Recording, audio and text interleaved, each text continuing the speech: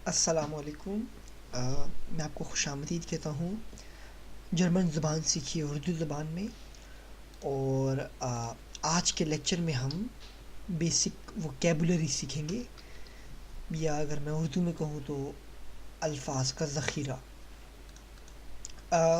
ये वोकेबुलरी बहुत ही basic level की है, मतलब जो बिल्कुल जब आप किसी से बातचीत करते हैं या इंट्रोडक्शन वगैरह होता है, कोई आपको जानना चाहता है या आप अपने बारे में इंफॉर्मेशन देना चाहते हैं, तो ये जो वोकेबुलरी है ये उस वक्त यूज़ होती है। और आने वाली वीडियोस में मैं आपको पूरा पैराग्राफ भी इसका एक बताऊंगा कि कैसे लिखते हैं पैराग्राफ और कहाँ कहाँ ये वोकेबुलरी यूज़ हो सकती है। तो सबसे पहला जो वर्ड है वो है आज का हमारा देयर जॉन। जॉन जॉन और उर्दू में इसको बोलेंगे बेटा। बेटा। और आप इंग्लिश में इसको बोलोगे सन। दिस इज़ माई सन, ये मेरा बेटा है, तो ये वो वाला बेटा यहाँ यूज़ हो रहा है। दूसरा वर्ड आपका आता है दास यार। यार यार उर्दू में इसको बोलते हैं साल। साल या इंग्लिश में आप बोलेंगे इसको ईयर। ईयर जो हम बोलते हैं, for example this is year 2018, तो ये वो वाला ईयर है जो सेंटेंस में यूज़ होगा। उसके बाद आपके पास आता है आल्ट। आल्ट। अब इंग्लिश में हम इसको आल्ट पढ़ते हैं आल्ट, लेकिन जर्मन में टी नहीं पढ़ा जाता, ये ती पढ़ा जाता है ती। तो आल्ट हो गया।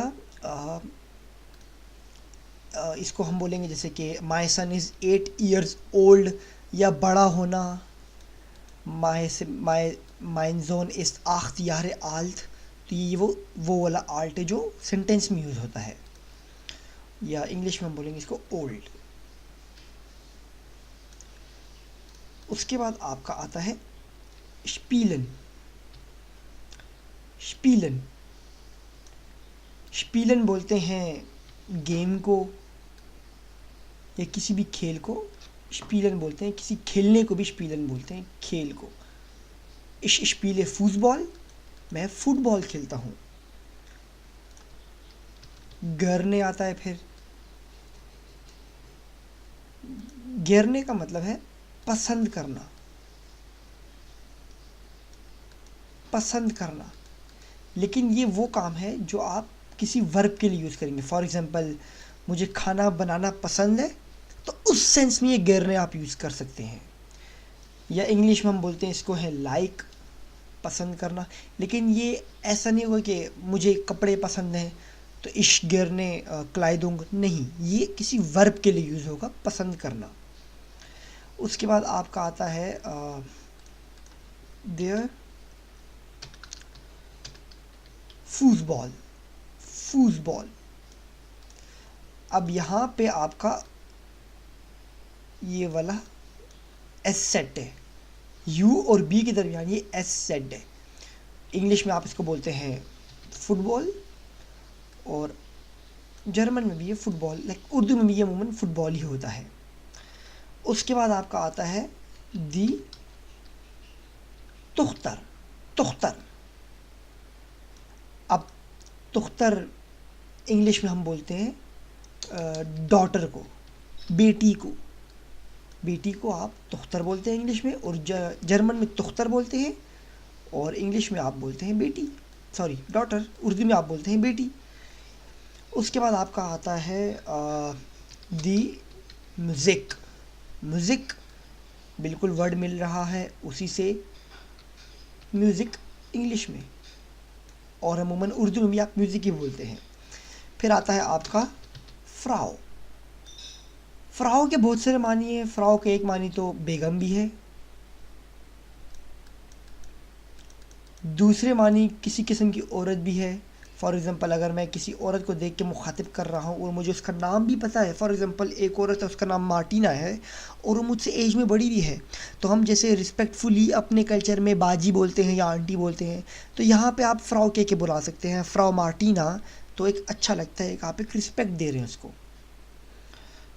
वाइफ और वोमेन, इंग्लिश में इसका मतलब ये है। फिर आपके पास आता है दी श्वेस्तर। श्वेस्तर बोलते हैं सिस्टर को। Ich habe zwei Schwestern, मेरी 2 बहनें हैं। बहन, ठीक है। उसके बाद आपका आता है लीजन। लीजन बोलते हैं पढ़ने को, पढ़ना, पढ़ने या पढ़ना, और इंग्लिश में हम बोलते हैं इसको रीड, पढ़ना। उसके बाद आपका आता है दास बुख।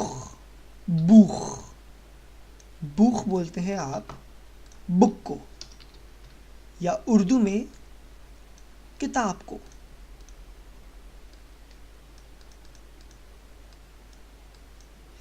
एक बात मैं आपको थोड़ा बताता चलूँ कि जर्मन ज़ुबान में जितने भी हम नाउन यूज़ करते हैं, जैसे आप देख लें, ये फूटबॉल हो गया, ये तुख्तर हो गया, म्यूज़िक हो गया, श्वेस्तर हो गया, बुख हो गया, ये तमाम नाउन है, ये किसी चीज़ों के नाम हैं।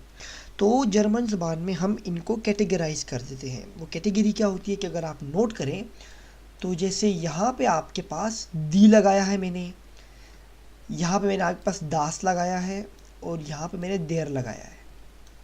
अब सन का मतलब बेटा है, जर्मन में अब जोन बोलते हैं, लेकिन देर जोन बोलेंगे आप। Ich habe zwei Sohn। आगे जाके हम सेंटेंस पढ़ेंगे तो मैं आपको मज़ीद बताऊंगा कि ज़्यादातर कैटेगरीज़ में किस के साथ कौन सा आर्टिकल आता है और आप इसको कैसे यूज़ करेंगे।